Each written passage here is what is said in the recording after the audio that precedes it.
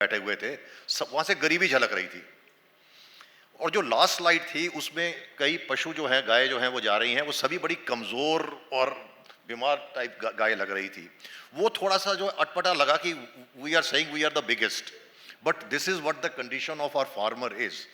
So and data says that we may be very big in production, but we are the smallest as far as productivity is concerned. तो उस संदर्भ में सामने हमारे परिप्रेक्ष्य पे आता है progressive dairy farmers association.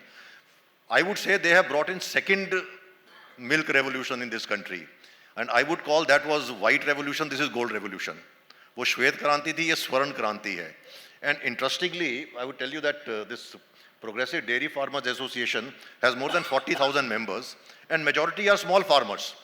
So there's a misconcept that progressive farmer will only be a big farmer. तो हमारे साथ दलजीत सिंह जी हैं, चेयरमैन ऑफ PDFA। तो दलजीत जी, आप समझाइए कि ये क्रांति किस ढंग से लाई, और विकसित भारत के संदर्भ में इस क्रांति को हम आगे कैसे ले जा सकते हैं ताकि ये पंजाब से बाहर निकलकर दूसरे जो दूध उत्पादन के राज्य हैं वहां तक भी पहुंचे। दलजीत जी। सत श्री अकाल जी सभी को। जैसे पंजाब की डेयरी की बात करें, या पहले मैं खुद की शुरू करूंगा कि मैं 98 में मैंने डेयरी फार्म 100 काउ से शुरू किया था।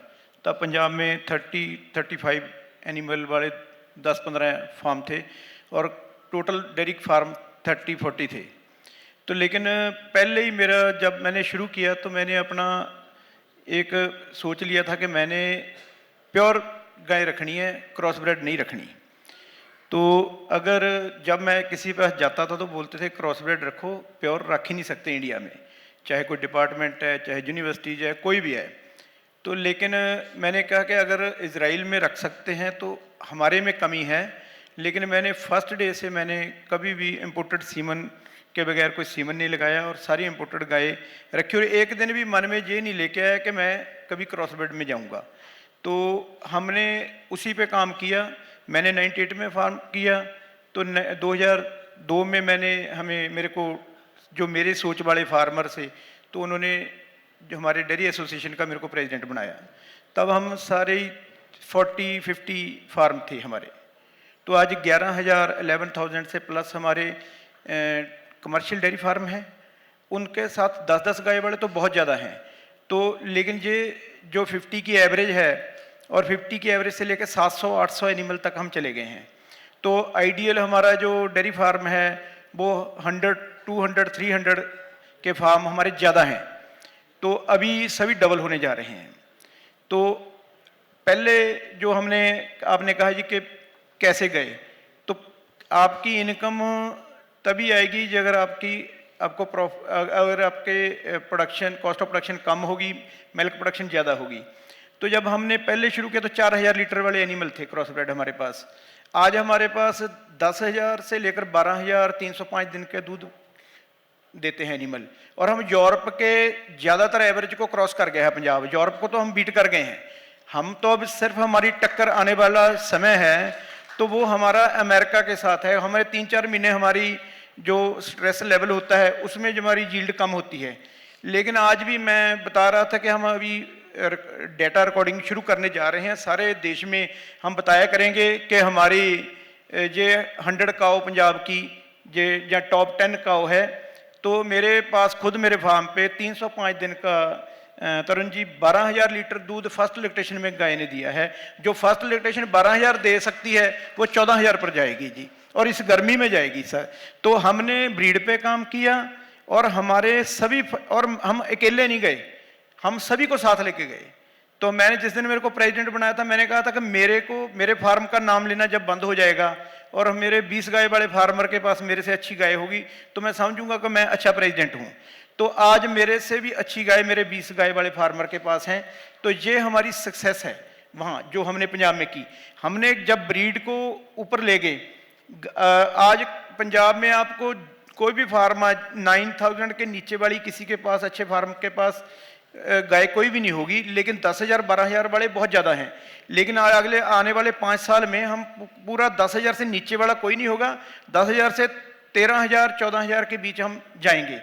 तो हमारा अभी जो ब्रीडिंग का स्पीड है और भी आगे ज़्यादा, हम अच्छे बुल, अच्छा सीमन, जो टॉप रैंकिंग के, दुनिया के टॉप रैंकिंग के बुल हैं, उनका सीमन मंगवाते हैं हम। ऐसे नहीं कि जो कोई पहले क्या होता था, जो इंडिया के लिए रख दिया 20 साल पुराना बुल, उसका सीमन इधर आ जाता था। हम तो बोलते हैं जो लेटेस्ट चलता है वो हमें मुकाबला करना है उनका, उनके साथ जाना है। तो हमने उसमें यील्ड में भी गए, लेकिन जब हमने गाय का दूध बढ़ाया तो उनके लिए इंफ्रास्ट्रक्चर भी जरूर चाहिए था कि ताकि हम उनको रख सकें। तो हमने उसके ऊपर शेड अच्छे बनाए, हवादार बनाए, उसमें काउ कूलिंग का पूरा सिस्टम लगाया, टीएमआर, मिल्किंग पार्लर। जो आप कैलिफोर्निया का डेयरी फार्म देखेंगे वो पंजाब का डेयरी फार्म है, ठीक है जी, वो सेम है, कुछ भी उसमें कुछ भी नहीं कम। उसके बाद जरूरत आती है कि हम अगर उसके दूध एवरेज, आज हमारे बहुत सारे एनिमल हैं जो 40 लीटर से हम ड्राई करते हैं, 38 लीटर से ड्राई करते हैं, जो ड्राई पीरियड आता है 2 महीने के लिए, तो उसको ड्राई करते हैं। तो ऐसे एनिमल की हेल्थ के लिए हमने न्यूट्रिशन पे बहुत काम किया है। तो न्यूट्रिशन में हमने, आज आप काफ़ी लोग इधर में फीड मिलर एसोसिएशन भी है और भी लोग हैं, सभी जो न्यूट्रिशन में भी काम करते हैं। तो आप कहीं जाएंगे तो आपको 20 रुपये 25 रुपये वाली फीड मिलेगी, लेकिन पंजाब के डेयरी फार्म पे आपको 40 रुपीज़, 38 और 45 रुपीज़ तक वाली फीड मिलेगी, क्योंकि हमने उनको देनी, अब देंगे तो फिर ही लेंगे उनसे। तो हम तो इधर बाबे जी बैठे थे, हम तो बाईपास फैट 500 ग्राम एक गाय को देते हैं, ठीक है जी, एवरेज।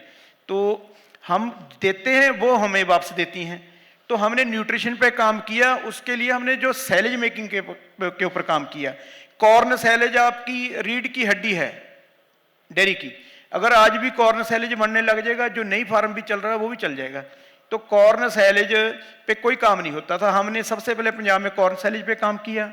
उसके बाद कॉर्न सैलेज, क्योंकि आपको 1 एकड़ में 4 टन मक्का मिल जाता है मैच्योर हुआ, तो उसको अगर ग्राइंड करना है, उसकी चॉपिंग अच्छी होनी है फॉडर की, तो उसके लिए हमने जो हार्वेस्टर इंपोर्ट किए, पंजाब में बनाए, टीएमआर पहले इंपोर्ट किया, पंजाब में बनाए, जितने इक्विपमेंट है पहले इंपोर्ट किया, पंजाब में बनाए, और पंजाब से सारे देश में जा रहे हैं। तो हमने उसमें भी काम किया। तो ये तीनों चीज़ों पे काम किया, और एसोसिएशन में हमने अपने सारे पंजाब के जितने मेंबर फार्मर्स हैं, जैसे अब हम मंथली सेमिनार करते हैं जिसमें 700, 800, 1000 फार्मर आता है, फील्ड के सेमिनार करते हैं। वर्ल्ड डेयरी एक्सपो हमने 2006 में देखा था, तो 2007 में वो डेयरी शो वैसे ही किया, breeding competition, milking competition, exhibition. आज हम अभी भी नेक्स्ट मंथ हर साल जाते हैं वर्ल्ड डेयरी एक्सपो में। तो लेकिन उनके एक्सपो और हमारे एक्सपो में ज़मीन आसमान का फ़र्क है, सारा देश हमारे एक्सपो में आता है, तो ताकि हम देश में इसी को वहाँ से देख के देश में जाते हैं। और मैं लास्ट में, क्योंकि तरुण जी भी मेरे को वो इधर वो भी शुरू कर लेते हैं टाइम भी कि कितना हो गया देखते हैं, तो हमारी बातें ऐसी होती हैं जी, थोड़ी लंबी होती हैं, ठीक है जी। तो क्योंकि आप अधूरी छोड़ नहीं सकते, तो उतनी तो पूरी करनी पड़ती है। तो मैं लास्ट में एक बताता हूँ जी को कि हमारे, जब मैंने गाय लेनी शुरू की थी, आप उसकी कामयाबी इसी से लगा लेना जी। जब मैंने जी गाय लेनी शुरू की थी 98 में, तो जो मैं क्रॉस ब्रेड गाय थी वो 25,000 की थी तब 98 में जी। तो जो थोड़ी सी प्योर गाय थी, जो कभी सीमन कोई 15-20 साल पहले पंजाब गवर्नमेंट ने लिया था, उनके कुछ बुल की गाय थी, मैंने 12,000, 13,000, 14,000 आधे रेट में ली थी। तो वो कोई लेता ही नहीं था कि इसके टीट्स बहुत छोटे हैं, ये तो प्योर है, कौन रखेगा, मैंने तो वही ली, ठीक है जी।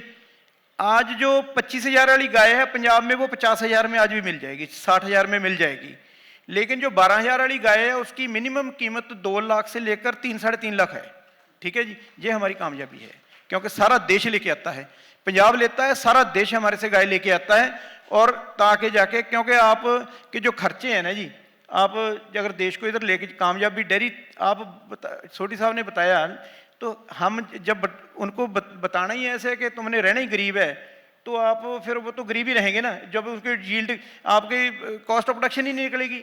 तो हमारे फार्मों में आएंगे तो आपके हर एक फार्म में फॉर्च्यूनर खड़ी होगी, ठीक है जी, ये हमारी कामयाबी है। और छोटे फार्मर हैं हमारे, ठीक है जी, 2-2, 5 एकड़ 7 एकड़ वाले हैं, लेकिन गाड़ी भी अच्छी मिलेगी, घर भी अच्छा मिलेगा, सब कुछ अच्छा ही मिलेगा। और हम ये डेयरी सारे देश में जानी चाहिए अगर कामयाबी कर रही है। Thank you, thank you, thank you, thank you, thank you.